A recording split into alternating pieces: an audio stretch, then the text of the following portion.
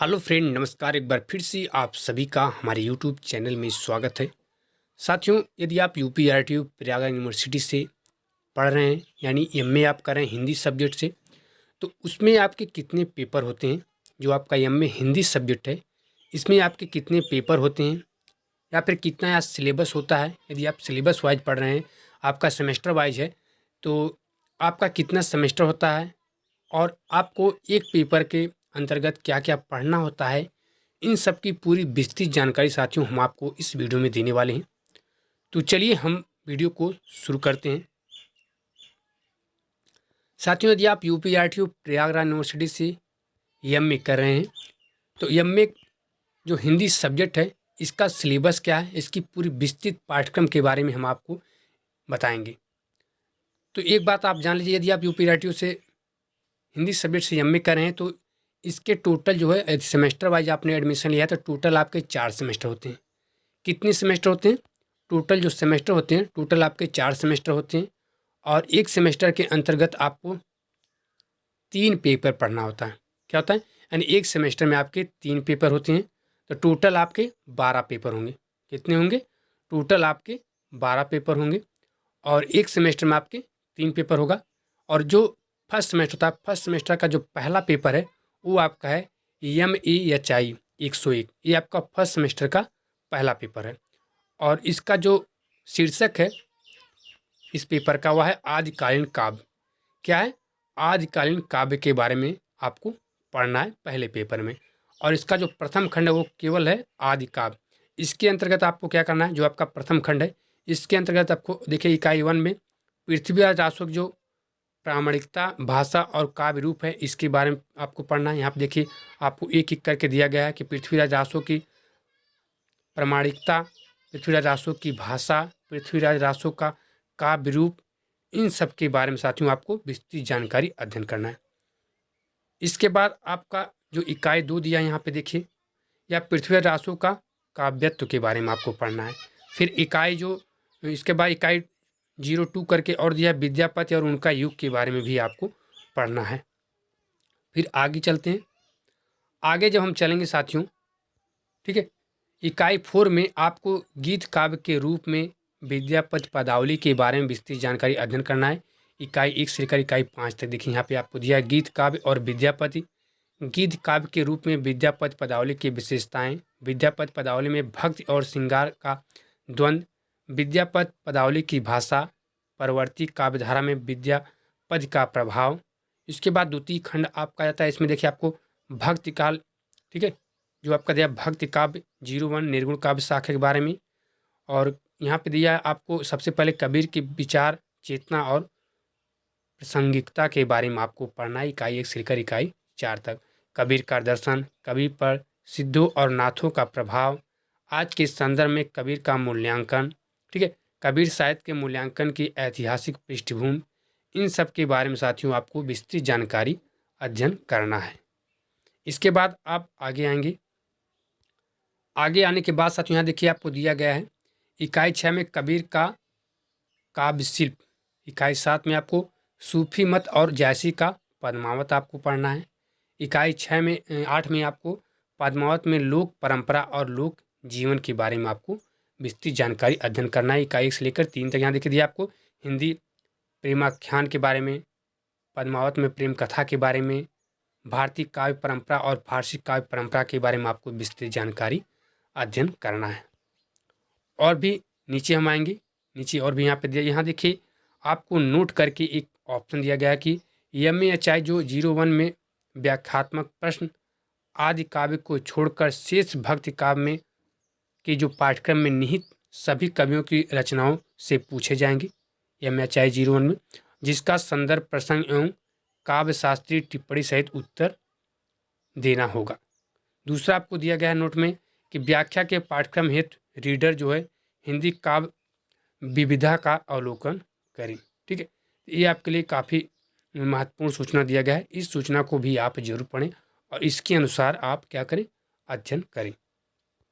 साथियों, एक बात और हम आपको बता देंगे कि यदि आपको इसकी PDF फाइल चाहिए, जो MA हिंदी सब्जेक्ट है, इसका आपको सिलेबस का पूरा PDF फाइल चाहिए साथियों, पूरे हर एक पेपर के बारे में, तो इसके लिए आप हमारे वीडियो के डिस्क्रिप्शन में जाइए, वहाँ पे हमने टेलीग्राम चैनल का लिंक दे दिया है। आप हमारे टेलीग्राम चैनल पे जाके इसकी पीडीएफ फाइल को भी प्राप्त कर सकते हैं, क्योंकि हमने वहाँ पे इसकी जो है पीडीएफ फाइल अपलोड कर रखी है। ठीक है। इसके बाद साथियों आपका जाता है फर्स्ट सेमेस्टर का दूसरा पेपर MAHI 102। इसमें आपको मध्यकालीन काव्य के बारे में विस्तृत जानकारी अध्ययन करना है। इसमें देखिए एक एक करके पूरा सिलेबस आपको दिया गया कि प्रथम खंड में आपको क्या पढ़ना है, द्वितीय खंड में आपको क्या पढ़ना है, पूरा विस्तृत डिटेल यहाँ पे आपको मिल जाएगा। जैसे देखिए प्रथम खंड में आपको दिया भक्ति काव्य 02 यानी सगुण काव्य के बारे में आपको पढ़ना है। इकाई 9 में देखिए भक्ति आंदोलन के संदर्भ में सूर काव्य का महत्व, 1 से लेकर 5 तक आपको पढ़ना है। सूर की भाषा और रूप विधान, सूर काव्य में प्रेमा भक्ति, भक्ति आंदोलन और सूरदास, अष्टछाप और सूरदास, महाकाव्य सूरदास और उनका युग। फिर इकाई 10 में आपको सूरदास के जो काव्य में प्रेम है इसके बारे में आपको पढ़ना है। ठीक है। फिर यहाँ देखिए इकाई 11 में आपको मीरा का जो काव्य और समाज है इसके बारे में आपको पढ़ना है, इकाई 1 से लेकर 6 तक। फिर इकाई 12 में आपको मीरा का जो काव्य सौंदर्य इसके बारे में आपको पढ़ना है, इकाई 1 से लेकर 4 तक। फिर और भी आप नीचे आएंगे, और भी नीचे आएंगे सर, यहाँ देखिए आपको इकाई 13 में तुलसी के काव्य में युग संदर्भ बारे में आपको पढ़ना है, इकाई 1 से लेकर 3 तक।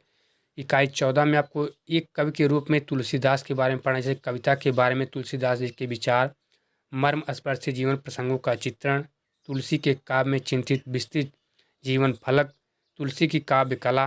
द्वितीय खंड में आपको रीत काव्य के बारे में पढ़ना है, जैसे बिहारी के काव्य का महत्व। ठीक है।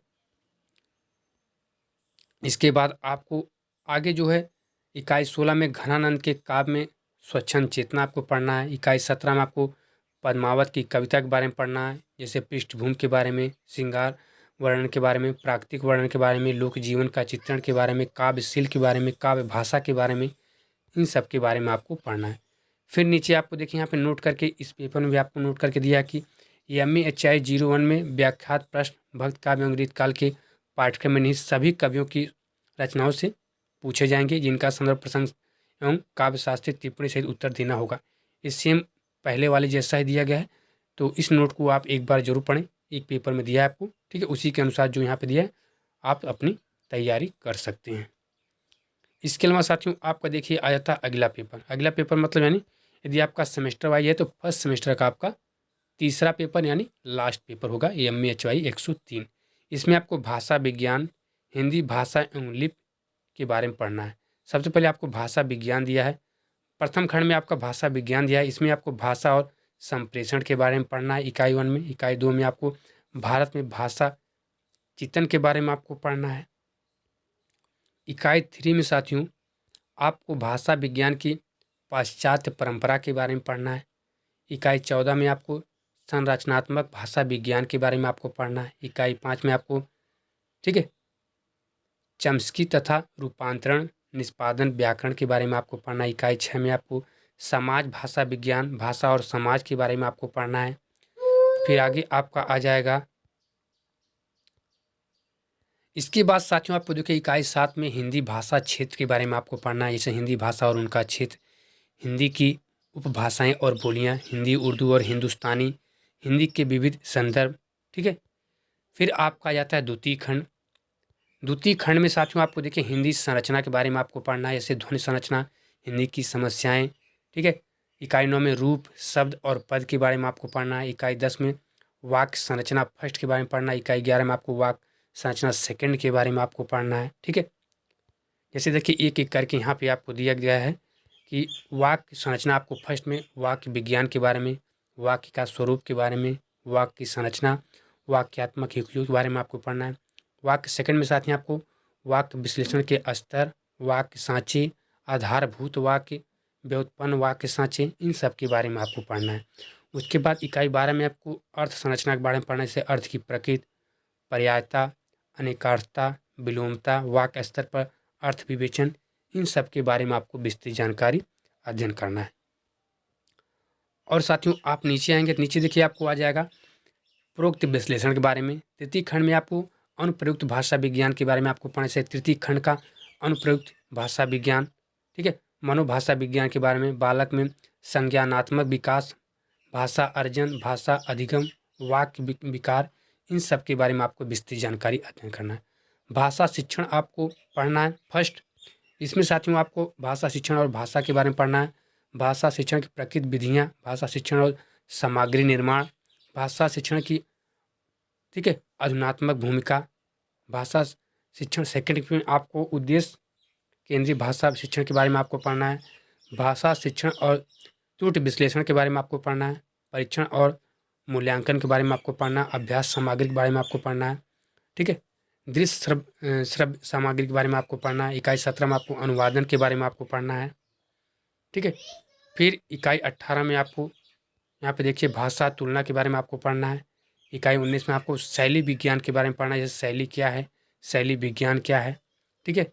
इकाई 20 में आपको कोश विज्ञान के बारे में पढ़ना है, जैसे कोश के विविध नाम, कोश विज्ञान और यथार्थ विज्ञान, कोशों के प्रकार, कोश निर्माण की प्रक्रिया, कोशी प्रविष्ट की संरचना, इन सब के बारे में आपको पढ़ना है। फिर यहाँ पे देखिए नीचे आपको दिया गया है कि हिंदी भाषा और लिपि के बारे में आपको पढ़ना है। सबसे पहले भारोपी परिवार और हिंदी के बारे में आपको पढ़ना है, ठीक है। फिर भारतीय आर्य भाषा के बारे में आपको पढ़ना है। इसके अलावा आपको बोली भाषा और काव्य भाषा के बारे में आपको विस्तृत जानकारी अध्ययन करना है, ठीक है। फिर आपको और भी आप नीचे आएंगे तो आपको देखिए हिंदी और उनकी उपभाषाओं के बारे में आपको पढ़ना है, जैसे मानव हिंदी के बारे में आपको पढ़ना है। ध्वनि गठन के बारे में आपको पढ़ना है। शब्द भंडार के बारे में पढ़ना है। व्याकरणिक कोटियों के बारे में आपको पढ़ना है। वाक्य रचना के बारे में आपको पढ़ना है। फिर देवनागरी लिपि के बारे में आपको पढ़ना है। राष्ट्रभाषा और राजभाषा के बारे में पढ़ना है। यदि आपको राष्ट्रभाषा और राजभाषा की परिभाषा चाहिए साथियों, तो आप हमारे हिंदी चैनल जो दिया है गुरुजी हिंदी चैनल को आप सब्सक्राइब कर लीजिए। वहाँ पे आपको हिंदी से रिलेटेड राजभाषा और राष्ट्रभाषा की पूरी परिभाषा आपको मिलेगी। वाक्य क्या है इसके बारे में आपको मिलेगा, यानी व्याकरण के बारे में पूरी विस्तृत जानकारी आपको वहाँ पे मिल जाएगी, ठीक है। क्योंकि हमने व्याकरण की पूरी विस्तृत जानकारी वहाँ पे अपलोड कर रखी है। तो आप हमारे गुरुजी हिंदी चैनल को सब्सक्राइब कर लीजिए।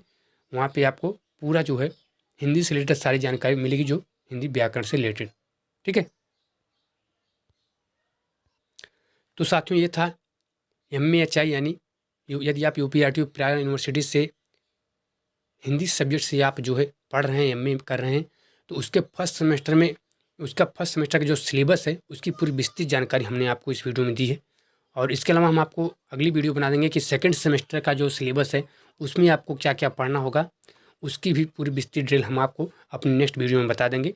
तो फिलहाल इस वीडियो में इतना। साथियों यदि आपको हमारी छोटी सी जानकारी अच्छी लगी, पसंद आई, तो आप हमारे वीडियो को ज़्यादा से ज़्यादा लाइक और शेयर जरूर कीजिएगा। और जल्द ही हम आपको जो आपका सेकंड सेमेस्टर होता है उसकी भी पूरी विस्तृत पाठ्यक्रम के बारे में, पूरे विस्तृत सिलेबस के बारे में हम आपको बता देंगे कि सेकंड सेमेस्टर में आपको किस प्रकार से तैयारी करना है, उसके सिलेबस में किस प्रकार से क्या क्या आपको पढ़ना है, उसकी पूरी जानकारी हम आपको बता देंगे। तो फिलहाल इस वीडियो में इतना ही साथियों। यदि आपको हमारी छोटी सी वीडियो अच्छी लगी, पसंद आई, तो आप हमारी वीडियो को ज़्यादा से ज़्यादा लाइक और शेयर जरूर किया। और इसके अलावा भी आपके मन में कोई डाउट, कोई क्वेश्चन रह गया है, तो आप हमें कमेंट बॉक्स में कमेंट करके पूछ सकते हैं। हम उस कमेंट का जवाब साथियों आप तक जरूर पहुँचाएंगे। तो फिलहाल इस वीडियो में इतने साथियों, नमस्कार, जय हिंद।